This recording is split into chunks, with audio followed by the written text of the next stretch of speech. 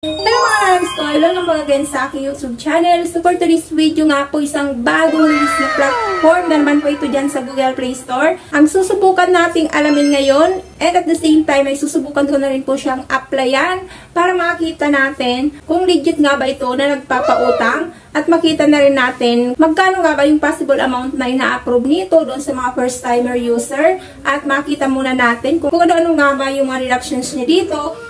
At lalong-lalo na makita natin how long yung repayment period na binibigay niya doon sa mga first-timer borrower. Kaya naman bago mo i-download or install ang platform na ito, panoorin mo na muna ang video na ito hanggang dulo para naman makita natin kung ma-approve ba tayo dito or baka isa na naman ito sa mga bagong platform dyan sa Google Play Store na kung saan nga po nangungulikta lang din ng mga personal information and at the end is marireject ka lamang. Isa rin ba ito loan share naman or may malaking interest na pinapatong doon sa loan approval na binibigay nila. Kaya naman samahan nyo ako na silipin ang bagong platform na ito para naman dito pa lang magkaroon na po tayo ng idea kung makakatulong ba ito sa atin o hindi. Kung bago pa lang po dito sa aking YouTube channel, please consider to subscribe na muna and click na rin po ang bell button dyan para naman lagi kang notified sa mga utangan moment dito po sa aking channel.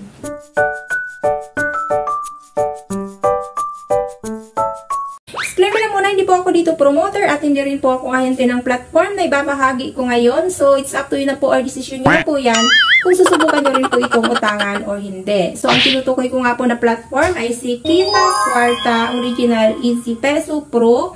So, under po siya ni Pearl Lending Company Incorporated. So, as of now nga po, nag-rate na rin po siya dito ng 4.8 star and then meron pa lang pong 119 reviews. And meron pa lang po silang more than 1,000 downloads. So, bago pa nga lang, dahil ilan pa lang po yung mga nagtatry na umutang dito. With company registration naman sila and then with certificate of authority, but then upon checking doon sa Securities and Exchange Commission list of registered online platforms, so hindi ko pa ito nakikita si Pearl Lending Company or si Kita Kwarta. So, hindi pa po siya doon nag-appear kung under Securities and Exchange Commission, registered na po ba. Anyway, i-review na rin natin po siya para naman malaman na po natin kung paano ba yung sistema or yung patakaran ng pagpapautang nila dito.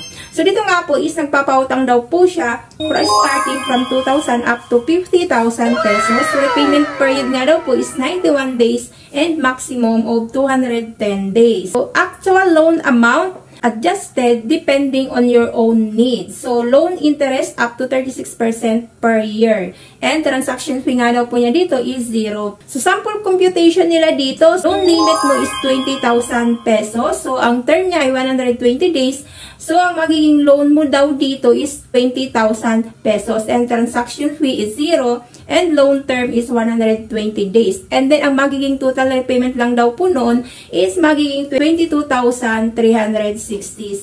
So, mababa naman. Requirements nga lang po niya dito is a Filipino citizen who is at least 18 years old, a person who has at least one government-issued ID and a valid mobile phone number, and a person who is currently employed or has a stable source of income. Para nga po makapag-start mag-apply dito, kailangan muna natin ditong mag-register using one active cellphone number. So, lagay nyo lamang po yan dyan ang yung pong cellphone number and then dyan magpapadala sila ng verification code, copy and paste lamang po. And then, gawa din po kayo dito ng 6-digit password. And then, click nyo lamang po itong square dyan para makapag-register and login po tayo. Ito nga po, bubungad na po yung homepage po nila. So, loan amount 50,000 pesos. So, audit exemption period 210. And click lang po natin itong apply for withdrawal. So, ayan, mag-fill up na po tayo ng basic information dito.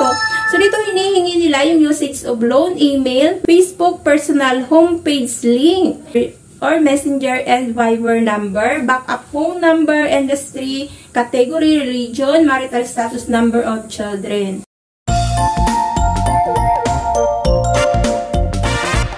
Next po is identity authentication. So, dyan nga po is kailangan mo mag-provide dito ng isang government valid ID.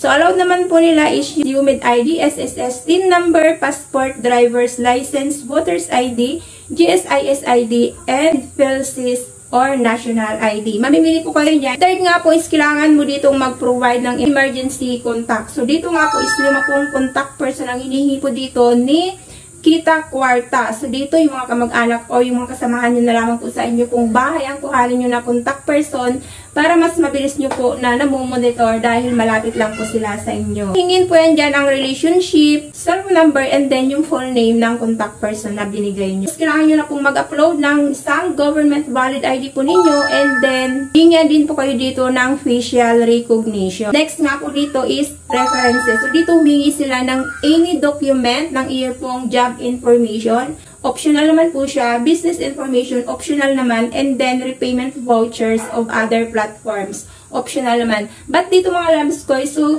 kapag meron naman po kayo dito ng any document dito sa mga hiningi nila, much better po na mag-provide na rin po kayo dahil additional points po yon para po bigyan kayo ng mas mataas na allot ng loan amount.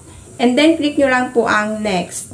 So, ayan, ando na kaagad sa reviewing. So, please wait patiently. The audit result is expected to be given within 24 hours after. So, ando na kaagad sa reviewing. So, nahanap ko pa dito yung channel method kung saan nga ba pwedeng i-receive yung loan approval. So, hindi ko nakita dito kung saan nga ba maaring i-receive yung loan amount. Like po ng GCash or bank transfer or e-wallet. So, hindi ko nakita dito. Nandun na kagad sa reviewing. Wala tayong nakita dito ng details of loan. Kailangan pala nito maghintay within 24 hours para malaman kung magkano nga ba yung possible amount na pwedeng i-approve nila sa akin as a first-timer borrower. So, ayun, so binalikan natin yung mga reviews po ng mga nauna na pong nag-try na mangutang dito kay Kita Kwarta. So, ayan. Sabi ng isang nag-review dito, so, sana legit, wala pang na-receive. Kapag may makuha akong pera, tsaka ko edit itong post ko. And meron din, sana makautang ako sa apps na ito at hindi lang paasa.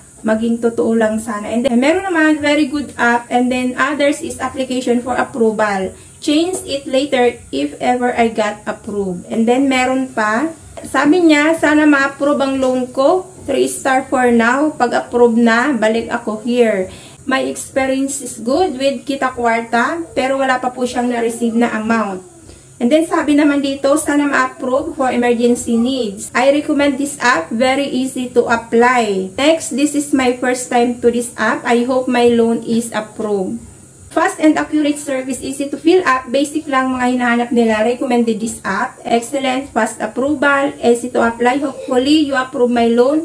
Hoping you approve this time. So, ayun na nga po mga lalabs ko. So, sa 119 na nag-review, so wala pa pong nagpatunay na nakatanggap sila. Dito, floating tayo o naghahantay tayo ng approval dito kay Kita Kwarta within 24 hours. So, ayun na nga po mga lalabs ko. Yung sinasabi po natin dito sa mga bagong labas na platform na ito yung nagiging output ng pag-apply natin dito. Dito, floating tayo, maghihintay tayo kung legit ba ito na nagpapautang si Kita Kwarta. Yung ikawan po ay magkaroon na po ng experience dito o nakautang ka ba? Share mo na rin po dyan para naman magkaroon tayo ng idea. So, ayun na po muna mga lalabs ko yung vlog natin for today. So, thank you for tuning in for now mga lalabs ko. God bless po. Bye-bye.